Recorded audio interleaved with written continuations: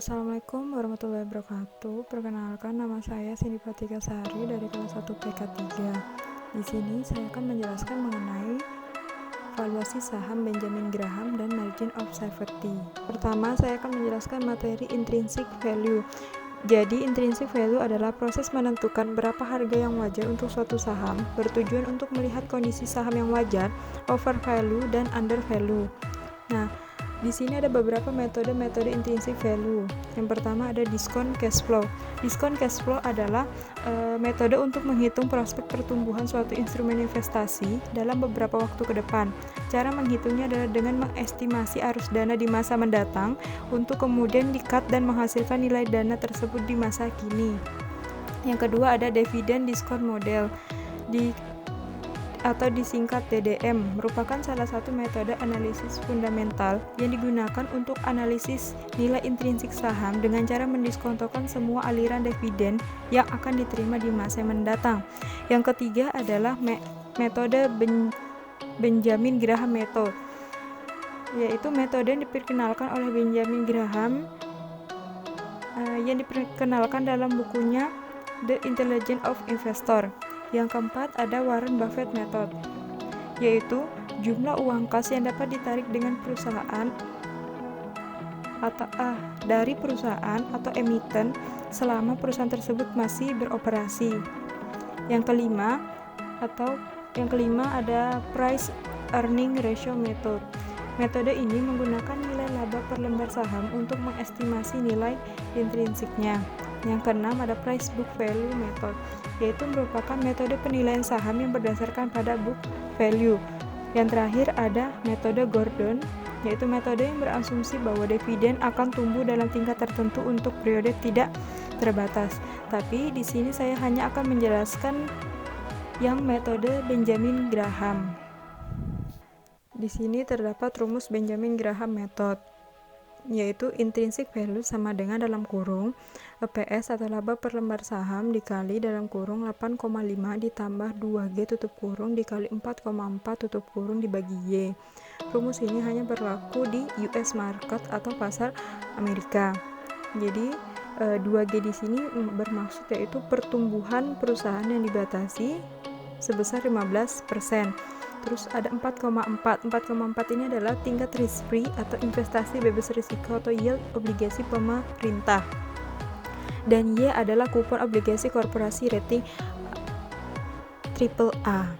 Jadi rumus Benjamin Graham Method untuk wilayah Indonesia adalah intrinsic value sama dengan dalam kurung EPS dikali dalam kurung 7 ditambah 1G tutup kurung dikali GOV tutup kurung dibagi AAA.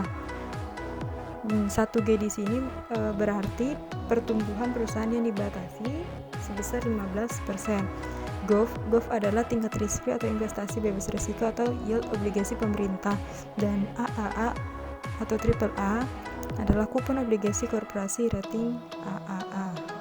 Sari Melati Kencana Tbk, yaitu perusahaan yang bergerak di bidang jasa penyedia makanan terutama pizza dan pasta di Indonesia melalui waralaba yang dimiliki. Perusahaan ini didirikan tahun 1987. Sebagai anak perusahaan PT Sri Boga Ratu Raya, perusahaan ini adalah pemilik franchise yang internasional yang memegang merek Pizza Hut di Indonesia. Selanjutnya kita akan menghitung intrinsic value dari Sari Melati Kencana Tbk atau PZZA. Langkah pertama yang harus kita ketahui adalah EPS-nya. Di sini kita bisa lihat EPS tahun 2019 sebesar 66. Setelah itu kita menentukan konstanta. Konstanta ini dapat dilihat di web www.marketriskpremia.com. Di sini terlihat bahwa risk free rate sebesar 7,89 atau kita bulatkan saja ke bawah sebesar 7. Selanjutnya yaitu menentukan GOV dan rating AAA. Untuk menentukannya kita dapat lihat di web http://ibpa.co.id. Untuk GOV dapat melihat di obligasi pemerintah Indonesia bagian tenor 10. Nah, tenor 10 di sini sebesar 8,1 dan Untuk rating AA-nya kita buka bagian obligasi korporasi Indonesia. Terdapat rating AAA untuk tenor 10 sebesar 114, lalu kita bulatkan menjadi 11,5. Selanjutnya yaitu menghitung CAGR. Rumus untuk menghitung CAGR adalah EPS akhir dibagi EPS awal dipangkat 1/N kurang 1 dikurang 1. Nah, untuk lihat EPS atau laba per lembar saham kita dapat lihat di lembarsaham.com. EPS awal untuk Sari Melati Kencana Tbk yaitu sebesar 20,31 dan EPS akhir untuk Sari Melati Kencana Tbk sebesar 66,19. Jadi langsung saja kita masukkan di rumus, sama dengan 66,19 dibagi 20,31 dipangkat 1/5 dikurang 1 dikurang 1. Dapatlah hasilnya 0,3436. Kemudian kita jadikan persen dengan dikali 100 menjadi 34,36%. Perbandingan Sari Melati Kencana Tbk dengan Fast Food Indonesia Tbk. Jadi Fast Food Indonesia Tbk adalah perusahaan yang bergerak dalam bidang makanan dan restoran. Perusahaan ini mengoperasikan Kentucky Fried Chicken atau yang kita kenal dengan sekarang yaitu KFC. Jika kita bandingkan, kita bisa melihat perusahaan Sari Melati dengan fast food. Untuk PZZA di sini kita lihat EPS-nya setiap tahunnya akan selalu mengalami peningkatan. Kemudian dividend yield-nya sebesar 4,15%, termasuk bagus.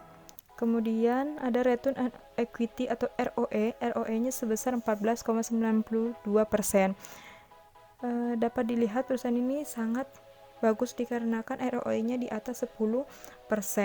Setelah itu ada debt equity ratio atau DER sebesar 57,42%. Ini cukup bagus karena persennya cukup rendah. Setelah itu kita bandingkan dengan Fast. Kita lihat EPS-nya pernah mengalami penurunan pada tahun 2016 ke 2017 sebesar dari 87 ke 84. Kemudian tahun selanjutnya mengalami peningkatan.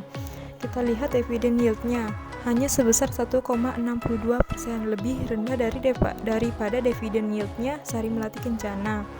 Kemudian return on equity atau ROE-nya juga cukup bagus sebesar 14,63% dan debt equity ratio atau DER-nya cukup tinggi sebesar 98,37%. Jika dibandingkan dengan PZZA, DER-nya lebih bagus di PZZA. Kesimpulannya, perusahaan Sari Melati Kencana lebih bagus daripada Fast Food Indonesia Tbk. Selanjutnya kita akan menghitung intrinsic value Sari Melati Kencana Tbk atau PZZA. Jadi intrinsic value sama dengan EPS dikali 7 tambah 1G dikali growth per AAA sama dengan 66 dikali 7 tambah 1 kali 15 dikali 8,1 per atau dibagi 11,5. Selanjutnya 66 dikali 22 dikali 8,1 dibagi 11,5. Hasilnya yaitu sebesar Rp1.022,71. Jika kita bulatkan menjadi 1.000.